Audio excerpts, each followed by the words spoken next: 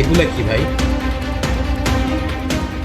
কোনো মানুষের জন্য নয়, শেষকৃত্যের এই আয়োজন চলছে পেঁয়াজের। এবছর বাংলাদেশে চড়া দামে পেঁয়াজ বিক্রি করতে না পেরে পথে বসার অবস্থা ভারতীয় ব্যবসায়ীদের। 2 রুপিতেও পেঁয়াজ কিনছে না কেউ, তাই তো রাগে ক্ষোভে নিজের চুল টেনে ছেঁড়ার মতো অবস্থা সেখানে। নিরুপায় হয়ে অভিনব প্রতিবাদও জানিয়েছে ভাই, এগুলা ভারতীয়রা। কি হঠাৎ ধরনের করে আয়োজন করছে সংস্কৃতি? পেঁয়াজের শেষকৃত্যের, যে ভিডিও সামাজিক যোগাযোগ মাধ্যমে রীতিমতো ভাইরাল।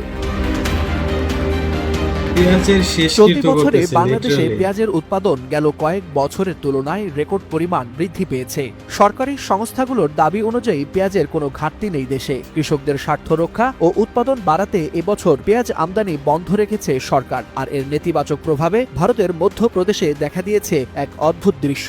দাম না পাওয়া ও বাংলাদেশের মতো বড় ক্রেতা একদম হারিয়ে ভালো দেশটির হয়েছে। হতাশ বলছিল না কৃষকরা যে বাংলাদেশে প্রতীকীভাবে পেঁয়াজ অন্ত্যেষ্টিক্রিয়া দিবে না, করেছেন বাংলাদেশ তাদের না খেয়ে ফসলের। মারা যাবে। আয়োজন করছেন একদম পেঁয়াজের ঠিক আছে। শেষকৃত্য। বাংলাদেশের কৃষকের ঘরে যখন নতুন দেশি পেঁয়াজের স্বস্তির হাওয়া, তখন দেশের সীমান্ত পেরিয়ে ভারতে চলছে এক ভয়াবহ বিপর্যয়। মধ্যপ্রদেশের মন্দসর জেলায় পেঁয়াজের দাম নেমেছে ঐতিহাসিক সর্বনিম্নে। কেজি প্রতি মাত্র 2 রুপিতেও মিলছে না ক্রেতা। প্রতিবাদে কৃষকরা রাস্তায় ফেলছেন পেঁয়াজের বস্তা, এমনকি পালন করছেন প্রতীকী শেষকৃত্য। তাদের অভিযোগ, বাংলাদেশে রপ্তানি বন্ধ হয়ে যাওয়া